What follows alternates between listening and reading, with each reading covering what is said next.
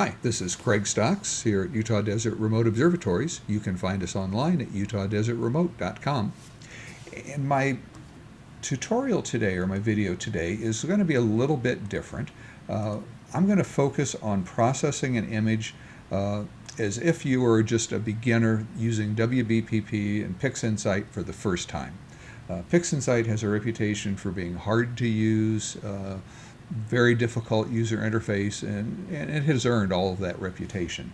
But there are tools that are very direct and simple, and so I'm going to show you how to process kind of your first image through PixInsight with a minimum of fuss and make it very simple.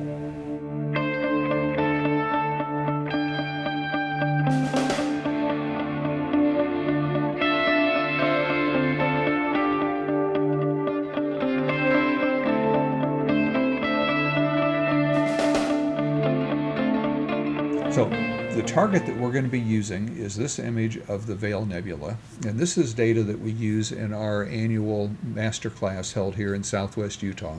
And this is really the first image that we process in the class, so we're going to kind of walk through the way we would do that in this example. So let me close this. This is the PixInsight user interface, and if you've seen my videos before, normally I have some shortcut icons over here. I'm not going to be using those today. So this is what PixInsight would look like when you just open it from a fresh download as a trial. One thing I would suggest you do is go to Edit and Color Settings, Color Management Setup, and make sure that your default profiles for RGB and grayscale are set to sRGB. Now, in many of the panels like this, you would think you could just make a selection and close it and it would save it. It doesn't. Most of the time when you make a change, you have to click the little round Apply Global button down here at the lower left in order to actually apply that selection. So once you've made that choice, let's talk about processing the data. And I'm going to assume that you've captured some data, maybe with a DSLR or a mirrorless camera, maybe an astronomy camera. And I'm going to assume it's one-shot color, so not monochrome and nothing fancy. And what we want to do is process that data as quickly and easily as possible. And you may have already experimented with a tool like Deep Sky Stacker, which is free and does a great job at the first basic steps of registering the data so that all the stars are aligned, and then integrating the data, which is stacking or averaging the data together. And we do that in order to reduce noise. Noise in images tends to be random, and so when you average multiple images together, that noise has a tendency to average out. That's kind of where Deep Sky Stacker ends. I mean, it can also apply calibration frames, but beyond that, it doesn't really help you with any of the image processing once you've done that basic stacking. And that's where PixInsight really shines. It has a whole assortment of tools plus add-ons that you can purchase separately that make it a great astronomy image processing suite. We're going to use just the basics today. So the thing that corresponds to Deep Sky Stacker in PixInsight is a tool called WBPP. That stands for Weighted Batch Preprocessor. And we get to that from the menu at the top, and you'll notice you've got File, Edit, View, and so forth. The ones you'll use the most are Process and Script. Now, to the programmers, the difference between a process and a script must have been important. To us, it's not important. Some things are under process, some things are under script, and with time you just kind of learn which is where. The WBPP, or Weighted Batch Preprocessor, is a script. So we'll click on Script, choose Batch Processing, and then Weighted Batch Preprocessing. And this is the tool that corresponds to Deep Sky Stacker. And it will open up a fairly complex looking panel that looks like this. Now, because to be really honest, I've already recorded this video and I didn't have the microphone enabled, so I'm recording it again. So this still has the settings from the last time I used it, So I'm just going to click the Reset button, and I'm going to choose the settings from the last session. And I'm going to clear all file lists, but I'm not going to purge the cache. So I'll click OK. So this is what the WBPP panel looks like. It's more simple than it appears. It's got 3 sections. It has a large panel on the left-hand side that will generally list files. In the center, it has settings that correspond to whatever you have selected in the left-hand side. And then on the right, it has some kind of global settings, and the panel on the right generally doesn't change as you work through the different tabs. The tabs across the top are where you would enter bias, dark, flat. These are calibration frames. The lights, that's the actual target that we imaged. And then there's a tab for calibration and one for post-calibration and pipeline. The last 2 you'll probably not use, at least not initially. So the only 2 we're going to use today are lights, to load our light frames, and then calibration, where we'll do a couple settings. So let's go to the lights tab. Now, in order to load our lights, we use the plus buttons down at the bottom.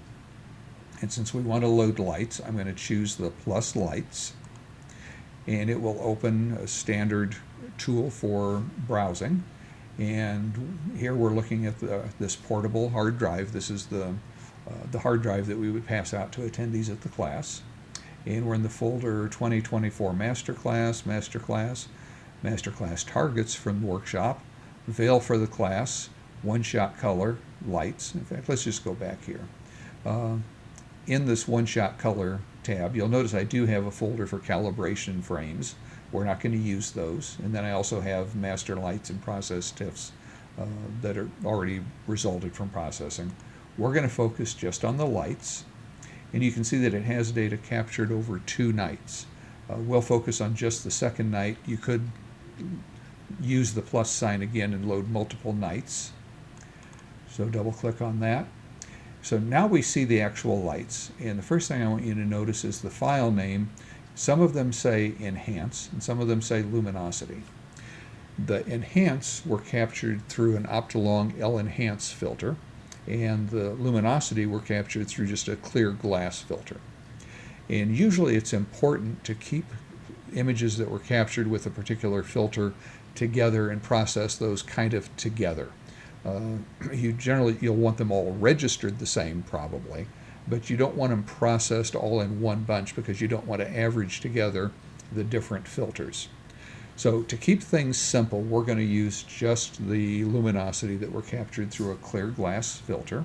And this would be more similar to data that you captured with a DSLR or a mirrorless camera. So I'm just going to click on the first one, scroll down, click on the last one, and then click Open. And it's going to load, I think there's 18 files here. Yep, it loaded 18 frames. And you can see that it knows that these were captured with a binning of 1, that these were the luminosity filter, captured at 300 seconds or 5 minutes each. And there are 18 frames here, and those are the 18 frames. Let's go now to the calibration tab, and you'll see there's a little warning thing here. That's just warning us that these 18 light frames don't have any corresponding calibration data. That's okay, we know that. We're going to move ahead anyway. In the center column, you may have noticed as soon as I clicked on this row that has 18 frames, the center column changed, and now it's showing settings that go along with what's selected on the left-hand side.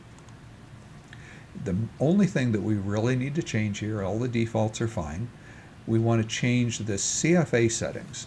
Now, if you're using a DSLR or a mirrorless, the CFA will probably already be checked. If you're using an astronomy camera, and this is a ZWO ASI 6200, it's not smart enough to recognize that these are color images, so we do have to click the CFA images. CFA stands for Color Filter Array. And it's also not smart enough to know the mosaic pattern, so we'll have to tell it the mosaic pattern is RGGB. Most, but not all, most of the ZWO cameras use RGGB for the Bayer pattern. you'll have to look up for your camera to find out what that mosaic pattern is for your color filter array. Now the only other thing we need to designate is where we want PixInsight to store all of its working files. And we'll come down to the output directory here at the bottom right, click on the little folder icon, and again that will open just a Windows browse in order to find the directory. And we're going to use a directory in my PixInsight swap files, and we're going to use one called Veil Demo. And like I said, I've already run this, so that it's already there. So I'll select the folder. And at this point, we're ready to run. And to run it, you would just click on Run. And it's going to warn us with notes that there are no bias dark or flat frames. It's also going to do a check for disk space availability to let us know that we're going to consume 25 gigabytes and 424 is available. So everything is green. We know we don't have calibration frames, so we just click Continue. Now I've already run this, but I think it'll run very quickly because it's going to use the cache to know that it's already processed these files. So I'll click Continue. And when I do, it's going to open this execution monitor, and you can see it's flying right through because it had already processed the data. It's smart enough to know in its cache that I've already processed it. I can draw it from the cache. I don't need to process it again. So this time it took 5 seconds to process. When I ran this the first time, it took about 18.5 minutes to process. So a little bit longer. That time will depend on your computer, the data, the resolution, all kinds of variables. So this is finished, and we see that it's got a green check mark saying success next to each one, and it's telling us the number of files processed. Now, you may have a situation where some were rejected as bad frames. You may have a situation where some weren't rejected, but they weren't able to be registered. That's okay. As long as you have most of them registered, you're probably okay. So we'll just click Done, and it gives us a little option to save this smart report. I never do, so I'll just click Done again. And it will simply reopen that WBPP panel. I'll just close it with either the exit or the X at the top. And if I reopen it, you'll notice that it saves the settings from the last time we used it, and that's because the Save Groups on Exit is clicked.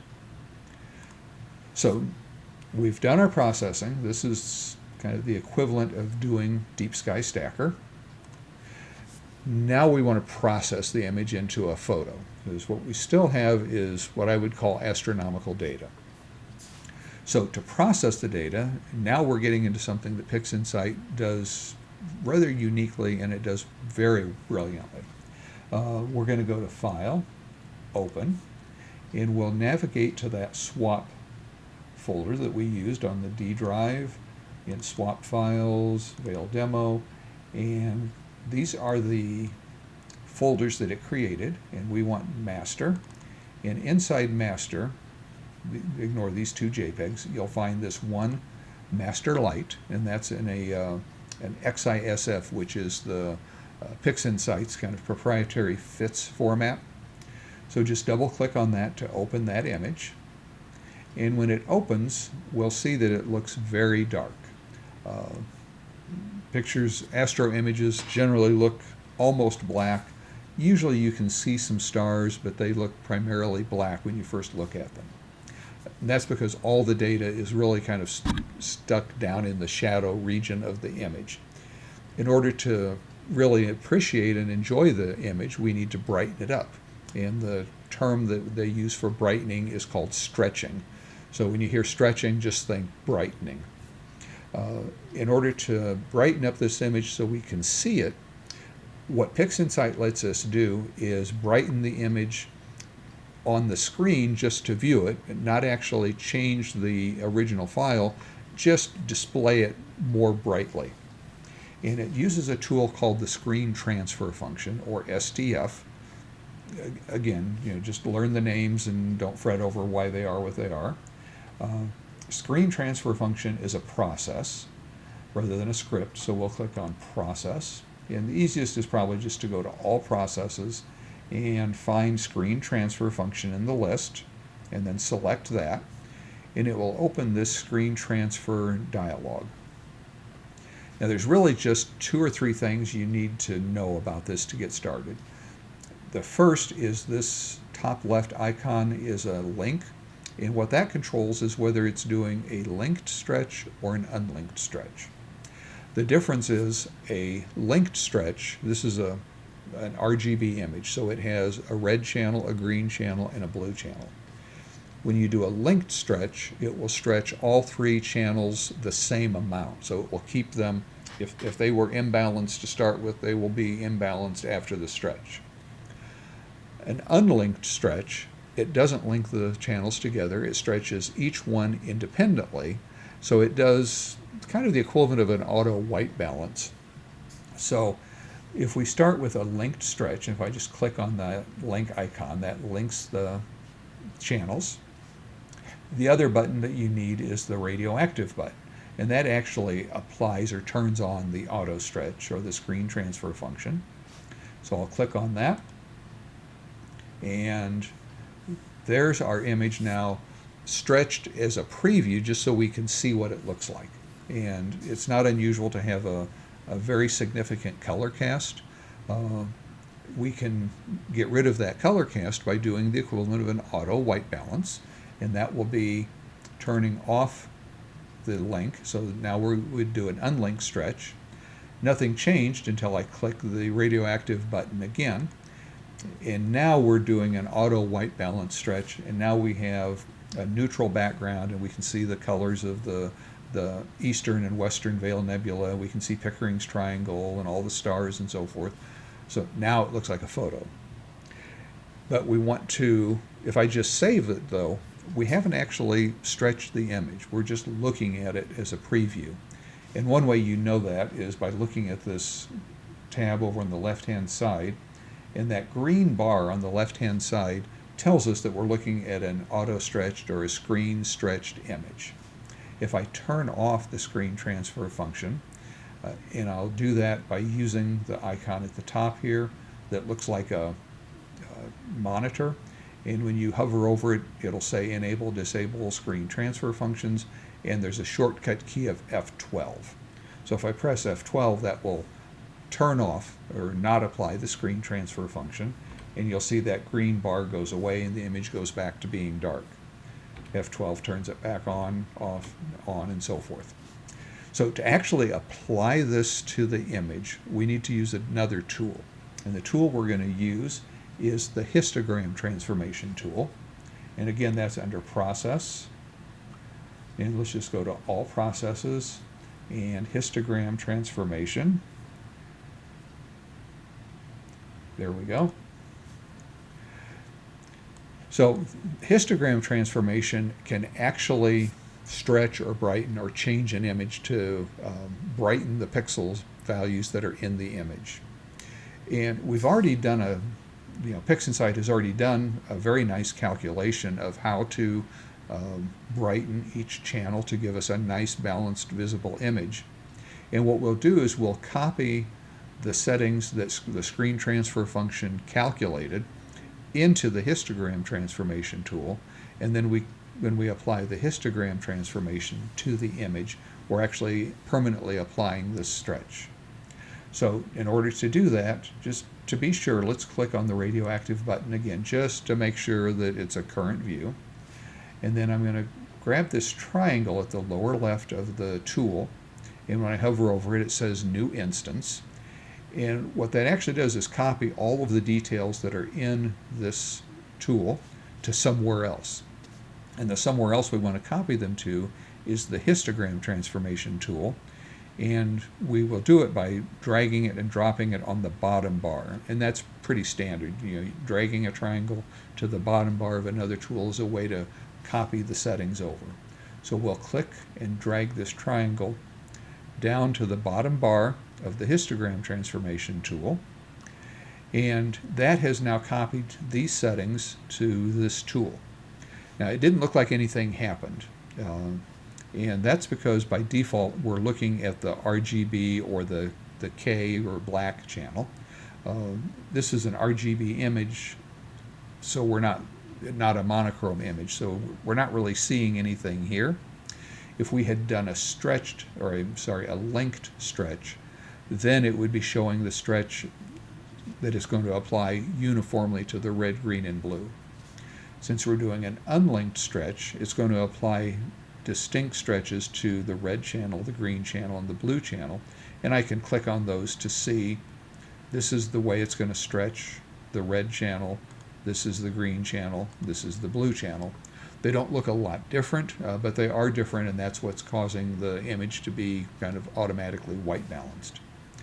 To actually apply these settings, we need to take the triangle from the histogram transformation tool and drag it onto the image itself, and when I release it, it'll apply it, and now our image turned white. So what happened?